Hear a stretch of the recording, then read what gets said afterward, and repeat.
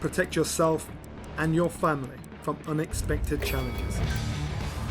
Consider accident-only income protection. Click the link in the description to find out more.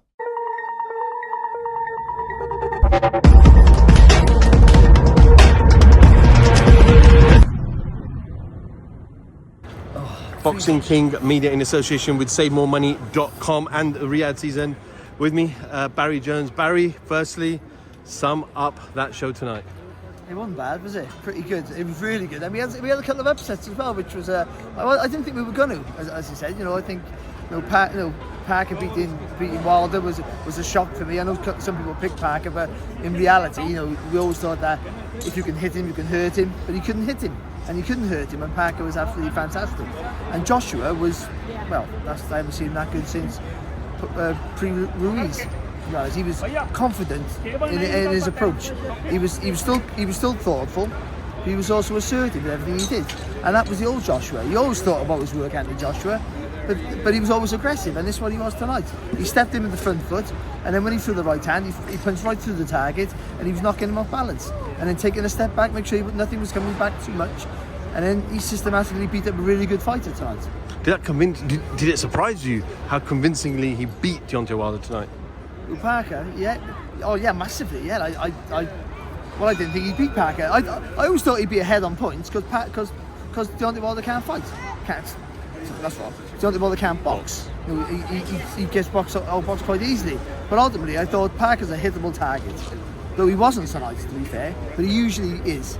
And I thought if Wilder can hit you, he can knock you out.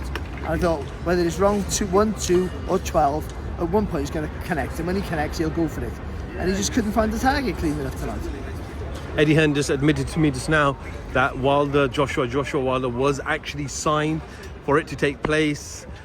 Do we have to learn from this? That fight should have happened a long, long time ago when both were champions, but do we have to learn from this on not allowing fights to marinate for too long? I think so. Well, first of all, before the fight, he said he wasn't signed, so that's the promoter, doing his job.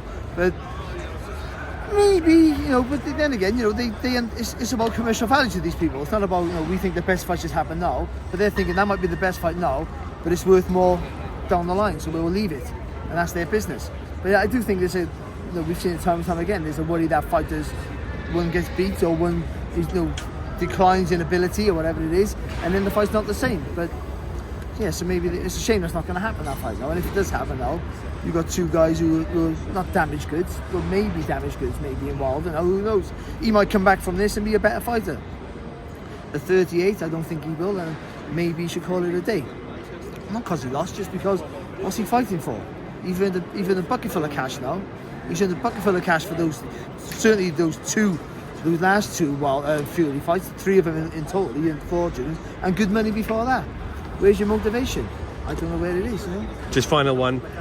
Everyone's now going to be looking at Fury getting past Usyk, and ultimately we see Joshua Fury sometime in 2024. Yeah, well, it doesn't matter. One fight can change your whole career. All of a sudden, now we're talking about, if you're only as good as your last fight, and that's what a lot of people say, who's the better fighter? All of a sudden, we were arguing.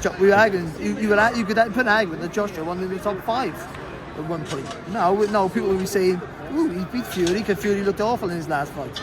But Fury's got it all to do against Alexander Usyk. Let's worry about that fight first, and then go from there. But I think Joshua's future now, he can pick who he wants to fight, and I think but ultimately, I think you're right. I think the winner should fight Joshua.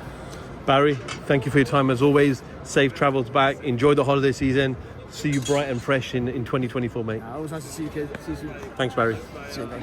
Have you ever been stranded on the side of a motorway with a broken down car? Like me, is that something that worries you? That's where motor breakdown insurance comes in. If your vehicle breaks down, a trained professional will be sent out to get you back on the road. Or if this is not possible within the specified time frame, to transport you to your home or to the nearest garage.